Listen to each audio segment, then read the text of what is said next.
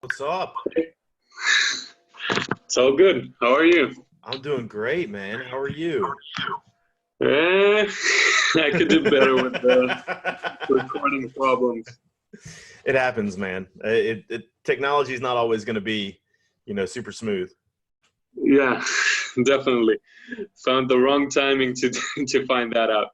Uh, I think the very first time I ever did a podcast, I found out that my microphone that I had bought didn't work at all. So, like, as we started doing introductions and stuff, it just cut out. And I was like screwed. I had no idea what to do. My kids were upstairs taking a bath. I had to unplug everything. It was miserable. Funnily enough, it's not the first time. The first podcast was actually with Chad Dolan. I don't know if you know the guy. No. Uh, Really smart guy. And in any case, we ran into the exact same problem, but something I don't know, something different came up, but the same exact outcome. There was just no audio, and That we were sucks. having like an hour and a half long conversation that just That it got nowhere. We record uh, a side podcast called the Resilient Clinician just for the Clinical Athlete Forum, and I think the first two that I recorded, my audio never came through, so there'd be gaps where I was talking and nothing would come through.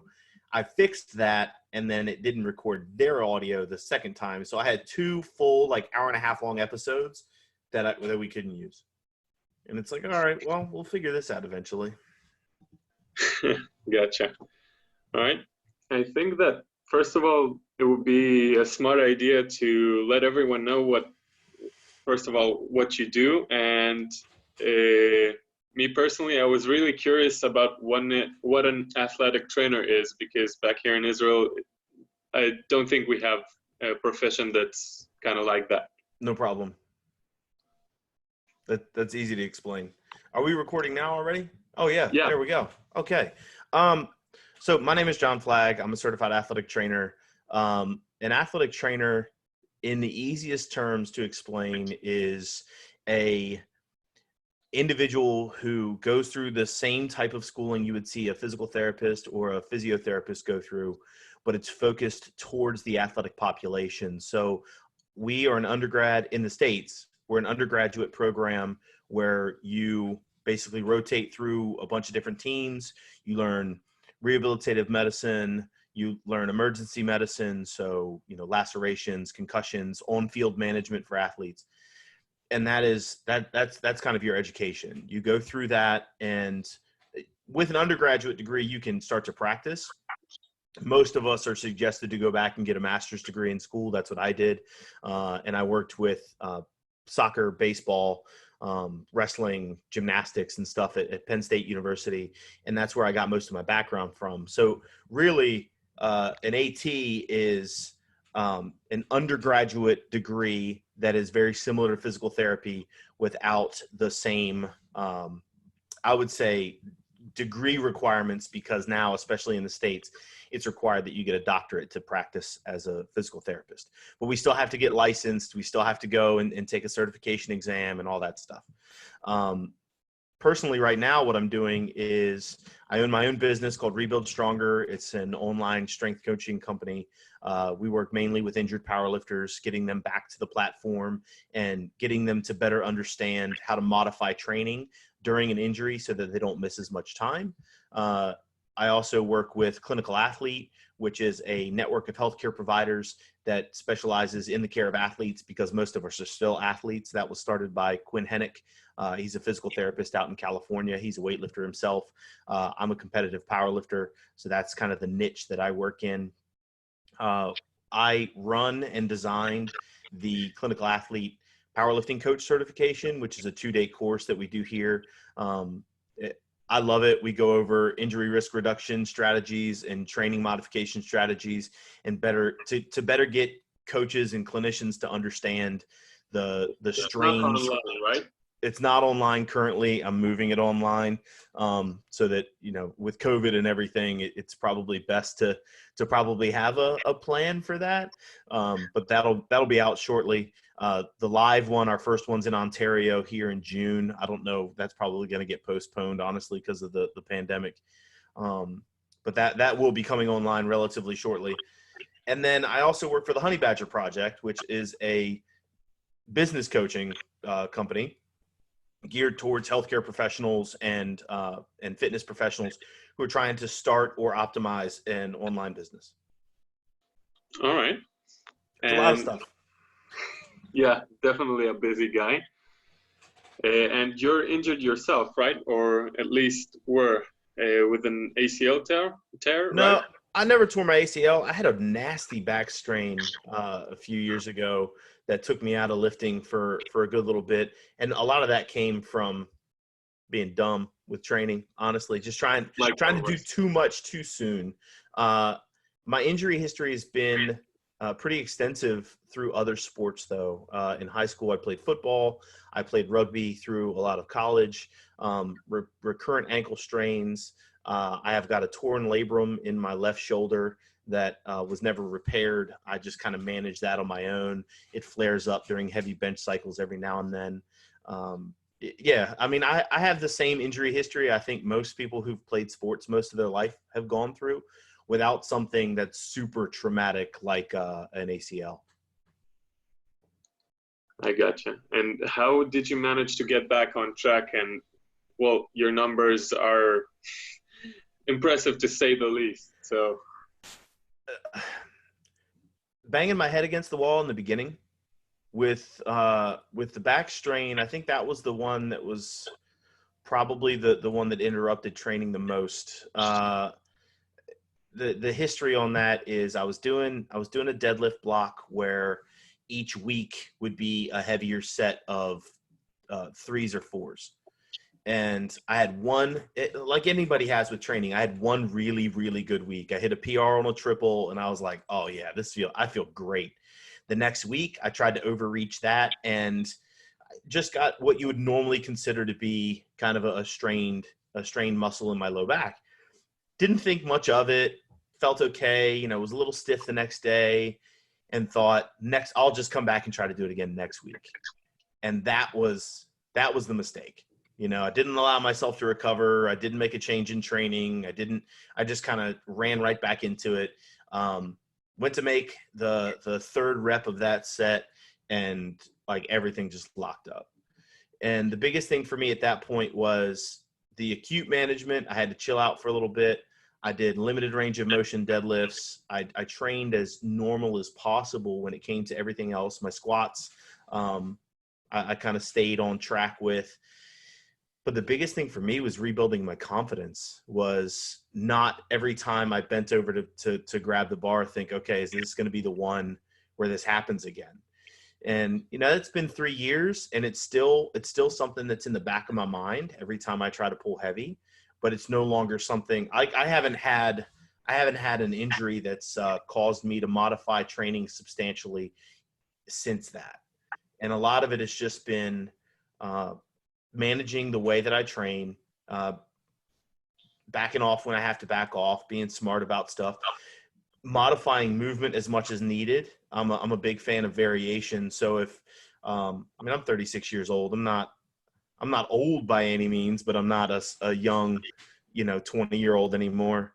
So if I've got some stuff going on, decreasing the range of motion, adding some tempo, backing off on some of the intensity, being smart with my training to keep some sort of training stimulus going, which isn't the easiest thing to figure out, but I think it's an intelligent thing to do as an athlete. And it's the same way I manage things with my athletes as a coach. It's like, okay, if we've got something going on, we've got to stay on top of it, make modifications where we need to make modifications so you can keep training and not just, I think everybody's default is rest, is almost complete rest. And then at that point we risk deconditioning, which creates this cycle of like, okay, well, I took 3 weeks off and I come back and it still hurts a little bit. So I have to take more time off.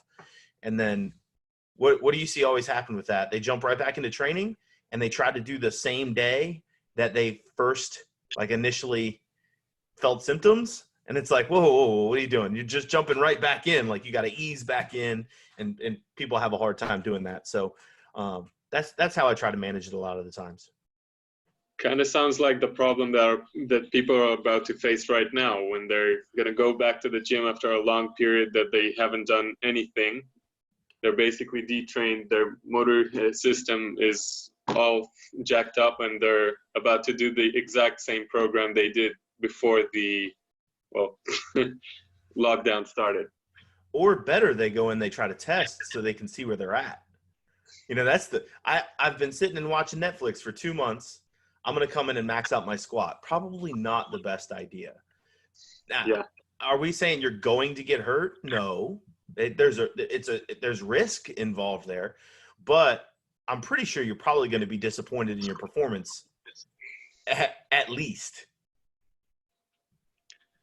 And what you said about the variations is exactly what I was meaning to ask is how often do you go to the well of variations other than managing stressors through volume reductions or load reductions? So this is a great topic, and it's something I talked about in an IG live yesterday with another colleague. One of the reasons I feel like people, at least in the sports that I'm involved in, weightlifting, powerlifting, strength sports, they have to lift heavy on a relatively regular basis so that we can identify weakness. Now, that doesn't mean that we go to failure often. I'm not trying to get my lifters to miss lifts all the time. That's not what we're looking for. However, if I see them go and do a competition squat that takes them forward and I see the bar path go forward, it's probably best if I incorporate a variation that's going to attack that particular weakness. So if you use that example where we see the bar drive forward out of the hole in a squat, a variation that I like to go to in that case is a high bar wide stance squat. It's going to pitch them forward a little bit. It's going to force them to get stronger in positions that are going to help fix or address that weakness. And then we push the intensity on that and come back to the competition squat, and we see that we've got either a better movement pattern or we've addressed that weakness to a point where it is no longer something that is as much of an issue. I like to go to variation pretty often. When it comes to the big three lifts in powerlifting, there's not a lot of complexity in training. You know, it's squat, bench, deadlift, squat, bench, deadlift. We're not talking about a field athlete like a soccer player who deals with a lot of complexity in training just because of the sport itself. You know, you've got defenders you have to worry about. You have the field that you have to worry about. You have the environment that you have to worry about. There's a lot of constraints on that system that are self-imposed by the sport itself. It's a really complex sport. Powerlifting, not so much. So if I identify a weakness, I'm going to go to a variation to address that weakness. And so I go to variation. I go to the well of variation very frequently. You can ask a lot of my lifters. The competition, the full competition movement, they don't see super often. Now, that doesn't mean that we're not training specifically either. The big question that I ask a lot of coaches that, you know, a lot of us kind of struggle to answer here is if it's still a back squat. So that, you know, you have a competition squat for most powerlifters, it's going to be a moderate to wide stance low bar squat. How far away from that is it no longer a squat? Like a lunge, yeah, obviously that's probably not specific nearly enough to create change in somebody's squat. But changing from a low bar wide stance to a high bar wide stance, we're just changing bar position. Is it really no longer specific? And how about something like a front squat? So front squat, I would say, is probably a little bit further away from specificity, but we still have a good part of that motor pattern that's going to be a squat motor pattern. The bar is placed in a different position. It's going to take us a little bit more forward. For a power lifter, a front squat is going to be a little bit more upright torso. But I've also seen, if you push a front squat really hard, I've seen conventional deadlifts increase because you get more leg drive off the floor and you're able to use a little bit more quad in that starting position. So I use variation to address particular weaknesses that I've identified through hard training. a lot of the times I'm going to be going to that often so that we can address weakness and continue to press forward. So, I mean, I use variation in training all the time. And do you cycle them in some sort of manner? Say, if you're getting close to a competition, the variations are seen less and less, and you do more of the competition lifts? They're going to scale back quite a bit. The other thing that I've also found is there's moments where, because the standard is so loose in powerlifting, you know, you have to take the bench press, for example. They don't tell you how wide your feet have to be. They just say your heels have to be flat on the floor. There is a limitation on how wide your hands can be, but not necessarily how close your hands can be. There was a moment in time where my close grip bench was better than all of my other benches. So if I went to a competition, I'm going to close grip bench because it's going to make my total. The entire point is for my total to be as big as possible. So I'm going to go, and I would have gone into competition having identified my lift through training variations, that my strongest lift is this variation that still meets standard for competition. So I'm going to use that. Now, if they're still stronger in what would be considered their normal competition setup, we're going to specifically start to train that as we move towards a meet. But that's also one of the reasons why I like variation, because if a variation I'm using is still to competition standard and it's their strongest lift at the time, that's not your competition lift. And if you don't use variation, how would you ever identify that? You have lifters that go through moments in their career where things plateau for an extended period of time and they never incorporate variation. Maybe all you need to do is change some foot width and change your bar position a little bit to get more growth, or actually find, oh crap, I'm stronger in this position because I went up a weight class and my leverage has changed, or, you know, this previous injury has me offloading tissue to a certain extent, so I'm better leveraged at this point. It's such a fluid system. I think you have to experiment a little bit around the boundaries of it to get growth on a regular basis. And when we talk about it for a rehabilitative purpose, do you think the value changes somehow? Does it make any difference if, say, someone injured themselves doing a competition squat, if all of a sudden you switch stances a bit, or do something like, again, a front squat can help them manage that load a lot more efficiently through the injury and sort of continue training through it?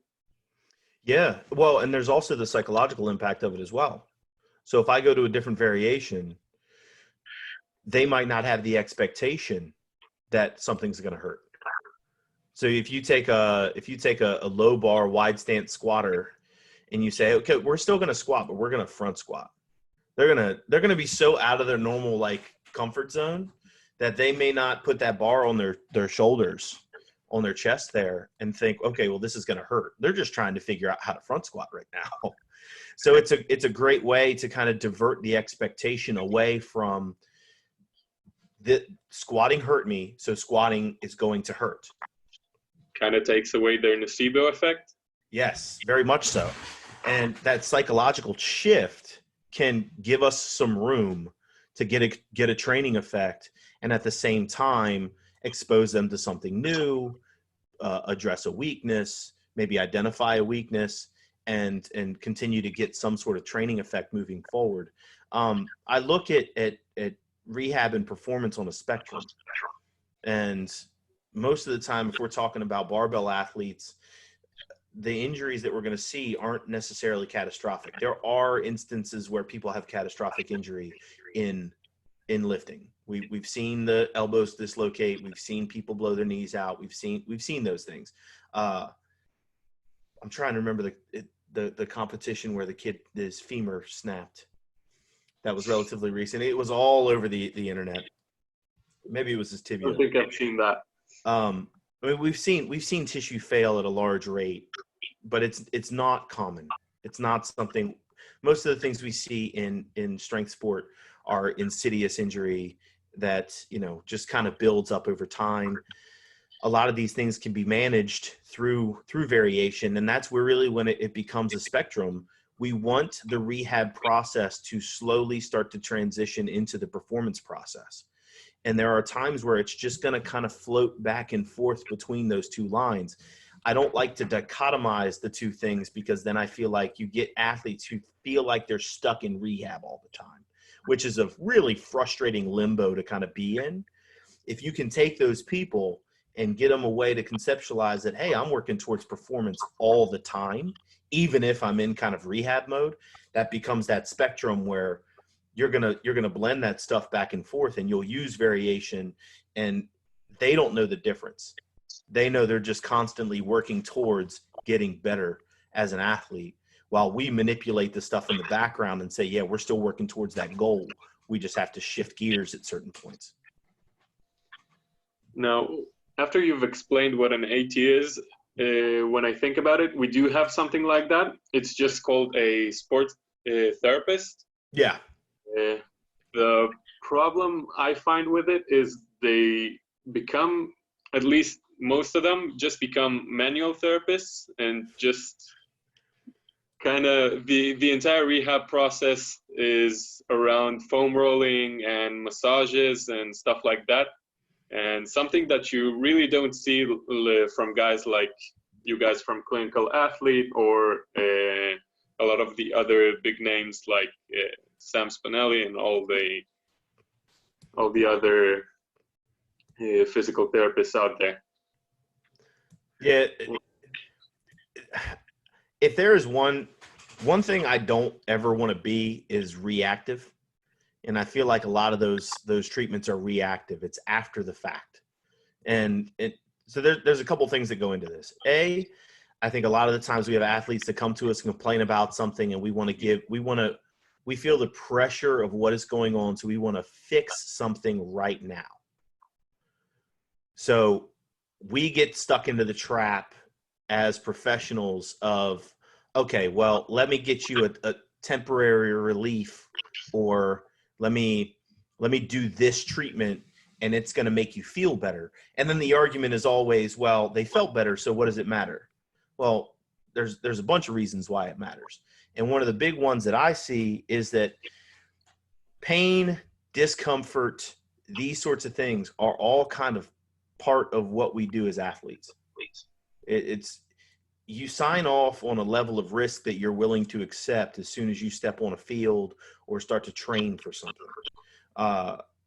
I have signed off on the risk of being a power lifter at the level that I am right now. And that has come with some injuries and some discomfort, and days where getting out of bed kind of sucks, and that sort of thing. And I think one of the messages that we've sent to athletes over not just athletes, the general population, is that something's wrong with that like the sensation of pain is so abnormal that it should never be experienced. And unfortunately, that's just not the case.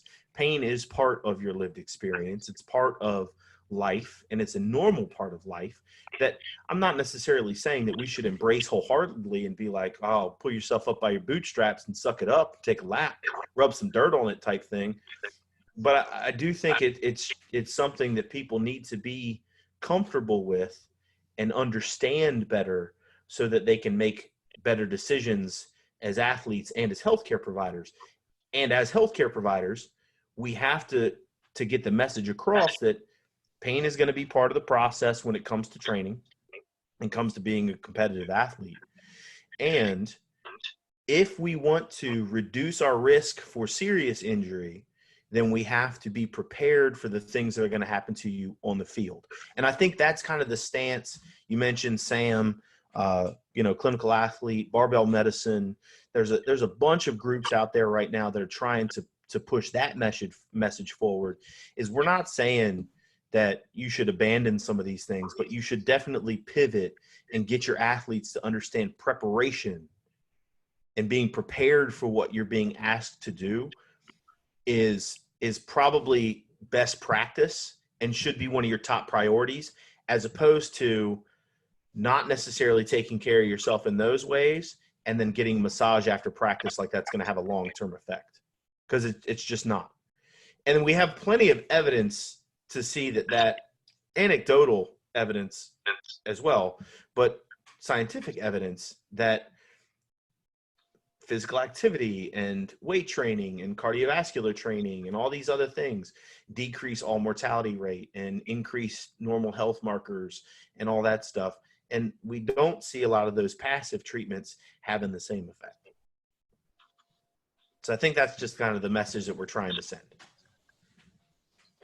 I gotcha. Now, when you talked about stuff like football or soccer being more dynamic in nature, how do you implement these strategies into something a little more dynamic, like, say, strongman training or CrossFit CrossFit athletes that you work with? So I like to conceptualize things through that dynamic system theory lens, and it's all about constraints. And as coaches, there's only but so many constraints we actually have control over. If you look at environmental constraints, like the size of the soccer field, the barbells or the equipment that you use, the music, the atmosphere that you actually lift in, there's only a few things we can really change there. Like, I can't change the weather as a coach. It's not possible. We have one competition for CrossFit in the Washington, D.C. area called Battle on the Mall or something like that. And it's in the middle of summer, and they take this giant rogue rig and it sits out in the middle of a field under the sun in like 95-degree heat. I can't change the fact that that thing's probably going to burn the skin off your hands as soon as you try to do a muscle up. And there's not really much I can prepare you for that. It's just going to suck, right? But I can, as a coach, I can constrain some of the tasks. So I like strongman is a great example.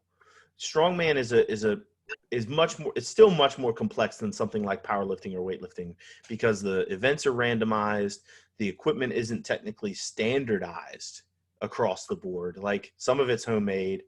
You might get a keg that's got a huge dent in it that you get to train with, and then you go to the actual competition and they have a really nice one. There's some of them that have grip coverings, some of that don't. So you have to train and constrain the task to be a little bit more dynamic in nature for the actual athlete. So I'll change things up pretty often to add complexity to their training. So hopefully when they get to meet day and they come across something that's not necessarily predicted or expected, that they're still prepared. Same thing you would see in soccer. Short field soccer is a great way to constrain the field and get particular qualities out of your players. In short field soccer, you've got to make tighter passes. You have to notice defenders quicker. You have to have a better first touch on the ball. You don't have the time you would in a full field event. Plus, if we want to talk about modulating intensity, you can't really get up to full speed in short field. Your mileage in a total practice on a short field practice is not going to be as big as it would be in a full field practice or full field scrimmage. We can do the same things in training, it's just less complex. And that's where, as coaches, we can add some complexity. CrossFit is another good example. If you've got a particular WOD that you have to scale for somebody, you can break things apart. Say you have somebody who's not very good at snatches. They just can't figure them out, but they're pretty good at power snatches and they're pretty good at deadlifts. You can scale to deadlift with a power snatch as opposed to snatches to get that individual better at snatching. Those are two things that they can be successful with and start to see, a little bit more progress over time than if you were to just try to force that peg in that square hole. Does that make any sense? Or did I just ramble? No. It makes sense. But what's your idea of making it a little more dynamic if we're talking about an atmosphere of something like a commercial gym where you don't really have access to equipment to make it quote unquote dynamic? For like CrossFit or More for strongman, because I think it's a bit harder to sort of make it into the same. it's so much harder in a commercial gym.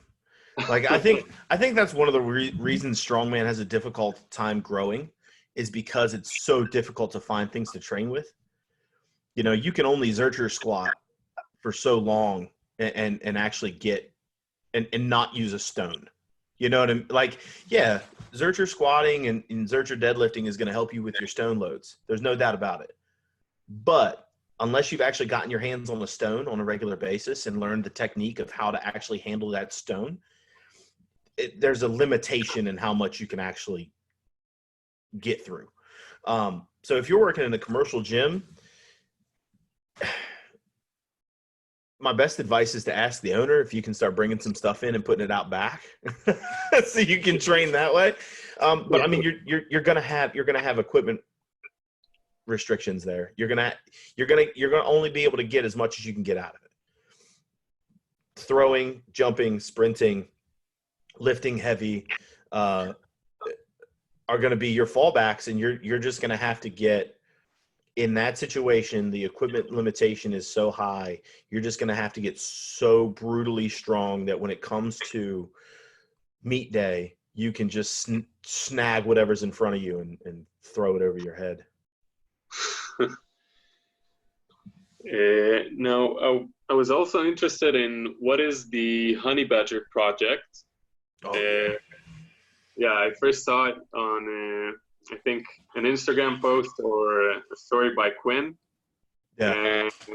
And I really didn't. I tried to look for it online and couldn't really figure out. So if you could tell a bit about what's going on there, how did you manage to get started there, and how did the project in general got to where it's at?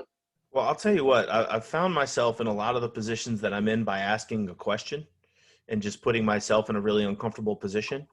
That's how I found myself embedded with Clinical Athlete. I was always part of the forum, but I thought it'd be really cool if we did a powerlifting certification the way that Quinn did a weightlifting certification. So I asked him about it, and he said, sure, when do you want to do that? And I was like, well, what? You want me to do it? Okay. So that's, I did the same thing with Honeybadger Project. Frank Benedetto was my business coach when I decided to get out of the clinic and start to scale up Rebuild Stronger. He had mentioned a group coaching project that he was going to accelerate because of the COVID pandemic. There was obviously a need for people to create a business, something sustainable, something they could do, and respond and pivot based off what was happening, and create some sort of coaching to help them get in that direction. And I picked up the phone and I called Frank and I said, hey, do you need help? Like, this is something really cool. It's something I want to get behind. Like, what do you need? What do you need from me to help you make this thing go off? And that's literally what did it, is that I was one of the first people to call and be like, hey, what do you need?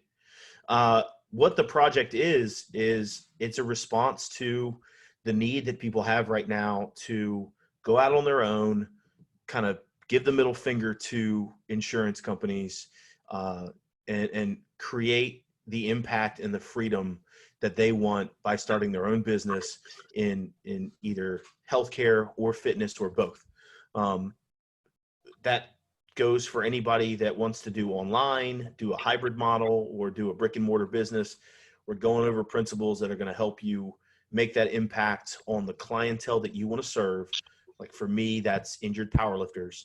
For other people, we have individuals that want to work with amputees. We have individuals who want to work with spinal cord injury patients. We have people that want to work with high level cyclists. That we have people that have their niches that we're helping them create businesses around those niches so they can serve the people they want and have real freedom. The biggest change that I've had in my life over the last 6 months is I get more time to spend with my kids. I get more time to spend with my family, and I get more time to make a real impact on my clients and the people that I work with, mainly because of the principles that the Honeybadger project is pushing forward. And I think it can make a real impact on people. So that is the project in a nutshell. It's a group coaching platform where we go and we help you guys put that business together and make it thrive. I got you. And from what it sounds like, the main thing it gave to you is growing your online business. Yes. And I still do have like a physical presence in the gym that I train at, 301 Strong. And it's helped, it's indirectly helped that business, but also helped me build like a smaller, I don't want that one to be really big. My online business is where, most of my business is and where I want to spend most of my time, but it's allowed me to optimize and scale that up to something that I really want it to be. And it did it in short order too. That the physical business that I have there, I hit my year goal in 2 months. So really? Yeah, I was pretty happy with that.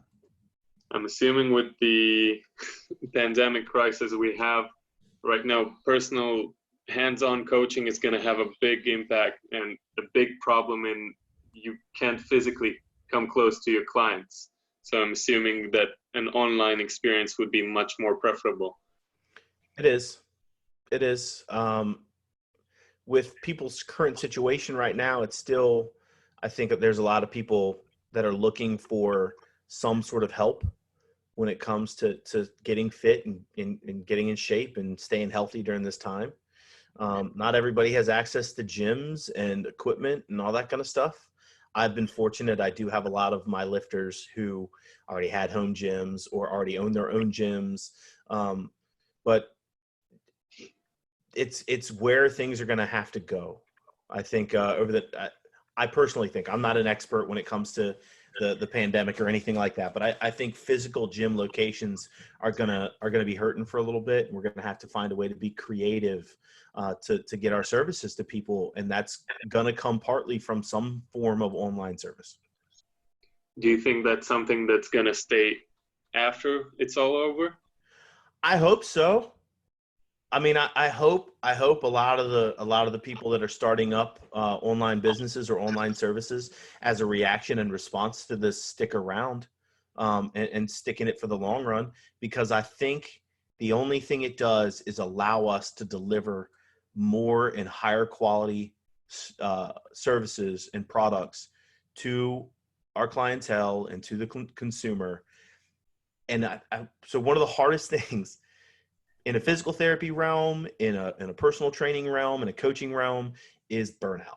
Like we give and we give and we give and we give so much because we don't leverage our time well as coaches. Everything is always in exchange for time. With an online model, you can leverage your time better, help more people, and give them higher quality services without having to constantly exchange that time. So your clients are going to get more out of it. They're going to get more education out of it. They're going to get more actual contact with you without you having to give so much of your freedom away to make that impact.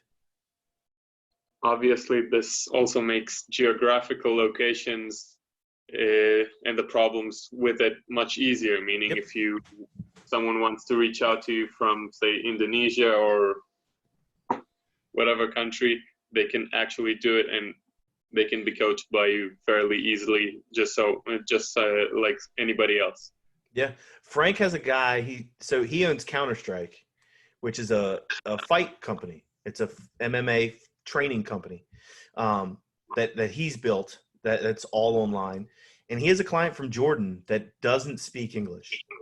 Everything is through Google Translate, and they've got a great relationship. Like the kid's killing it. They're enjoying their training, and like you said, there's no geographic limitation. I have a couple clients from India. I have a guy right now who's absolutely crushing his training from Finland. He's on a roll. I remember my second client, I live in the state of Maryland, was in Texas, and it just blew my mind. It's like, this guy's halfway across the country, and we're going to be able to make this work. So that's where those geographic limitations, they don't exist anymore. It's whoever wants your services that you talk through your niche, they're there, and you can serve them and get that stuff going forward. And in what way the project helps other people achieve that? Absolutely. And the first thing we go over in the very beginning is identifying those people that you want to work with. And that's, I think, the most rewarding part when you first start is, if you're a coach, personal training is one of the ones that I always remember. You know, when I first came out of school and I was a licensed healthcare professional, I still did a side hustle doing personal training. And when you start off, the first thing you think about it, you'll take anybody. You'll take anybody on the treadmill, anybody at the gym. And we've all looked at our schedule and we've seen that one name that gives us anxiety, because it's just not somebody that, you know, I hate, we all know it's true though. Like, you hate to say it, but you look at that and you go, man, I don't jive with this person. We don't really have the same personality. With the person you're training. Exactly. And their goals don't really align with the things that really fire me up for training. You know what I mean?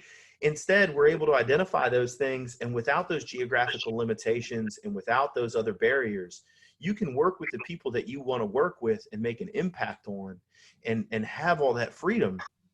That's one of the first things we do, is we go over, like, okay, who do you want to work with? What makes you excited to train people and teach people? And then we're going to identify those people, and that's the rest of your business is going to be built and designed around those people, and you'll get them. You don't have to worry about, I'm not really comfortable working with this population, but I have to take them because I'm trying to, you know, make my rent or whatever. Like, I get the stress that comes with that, but instead we're going to identify those people, structure your business around it, and streamline it so that those are the people that come in, so that you can make an impact on their lives and find some freedom in your own.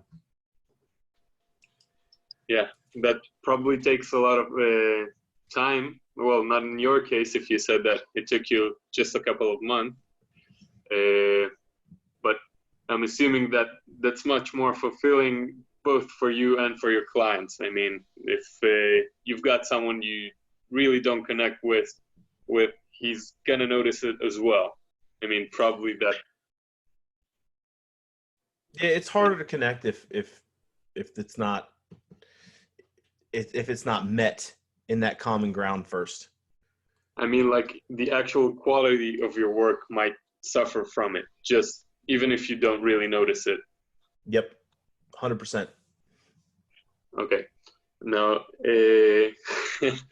funnily enough, I wanted to close this off with something that's a bit less educational, if you can call it that. Sure. And I wanted to get some of your hot takes on the new deadlift record. Ooh. Okay, yeah. What do you think about that?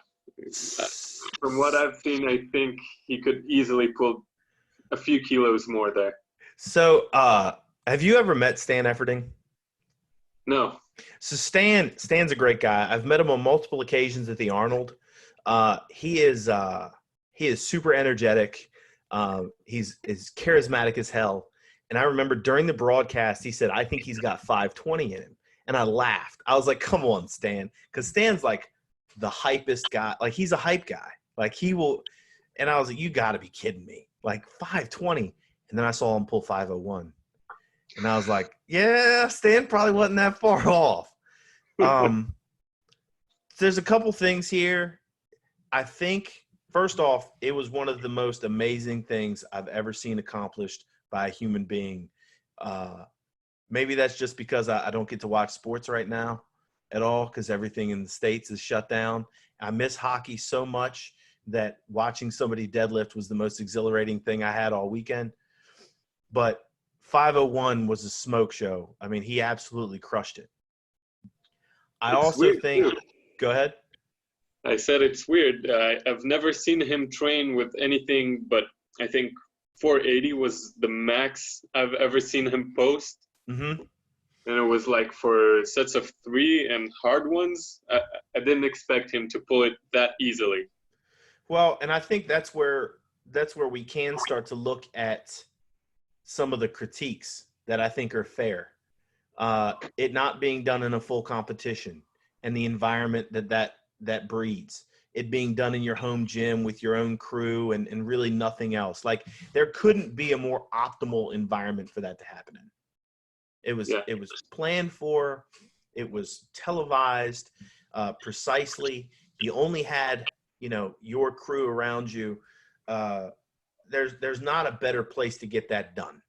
And I think that's one of the reasons why we all think he probably had way more than 501 in him, right? And I mean, physically, it looked like he did.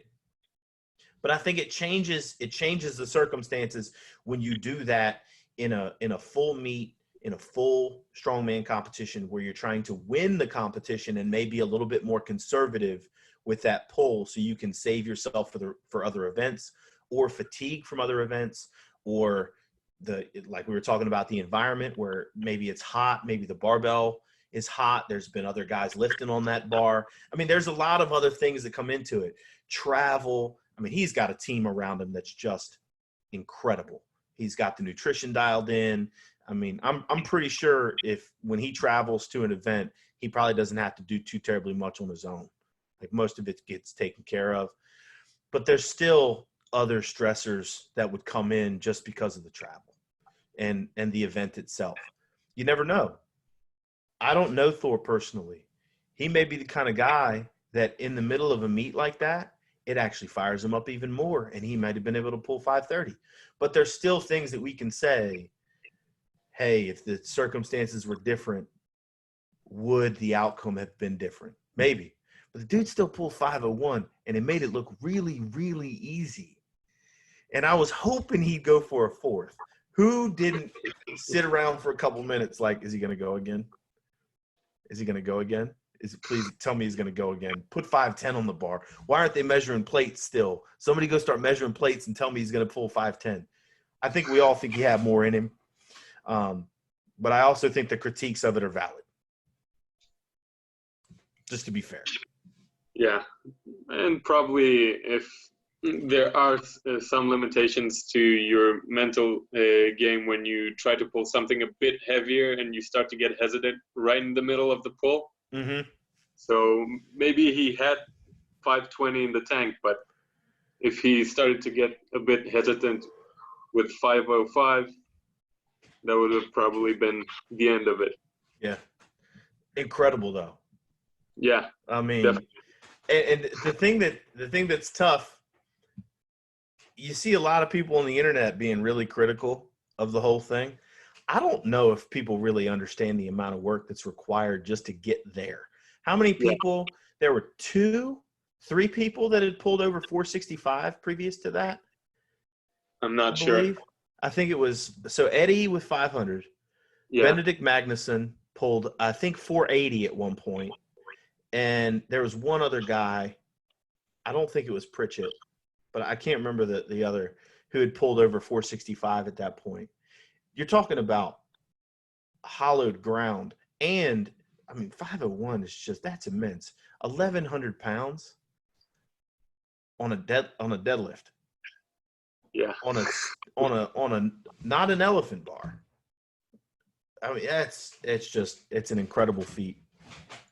I have no idea how it became to be the heaviest boxing match like a couple of days later. That's the power of the internet, my man. I think that's all that is. I think that's the hype train getting ahead of itself. Yeah. We'll see what comes of that. I'll watch that too, though. That's the worst part. There's nothing on TV right now, so I'm going to watch it too. Definitely. Okay. Now, where can other people find you, your services, reach out to you, or? I am the most active on Instagram. That's probably the easiest place to find me. Rebuild Stronger Online on Instagram. That is also my website, rebuildstrongeronline.com. But I am an open book. If you want to send me a message or ask me questions on Instagram, I am more than willing to answer them. I can definitely vouch for that. What's that? Yeah. Uh, I love taking questions. This is, I'm an educator first. This is where I like to spend a lot of my time, is just educating. So Instagram is probably the easiest. You can also send me an email at rebuildstrongeronline@gmail.com. Those are the two easiest outlets for me. You can also find anything else that you need on Clinical Athlete or the Clinical Athlete podcast, where I'm a co-host, and then also check out the Honeybadger project with me and Frank Benedetto. That if you're looking to start a business and find some freedom in your life, hook it up. We'll get you going. I gotcha. All right. Thanks a lot for your time. Absolutely, I really man. appreciate it. Thank you. It was great. See you later. See you. Hopefully we'll do it again sometime. Absolutely. Anytime you need, man. Okay. Bye-bye. Thanks. Take it easy.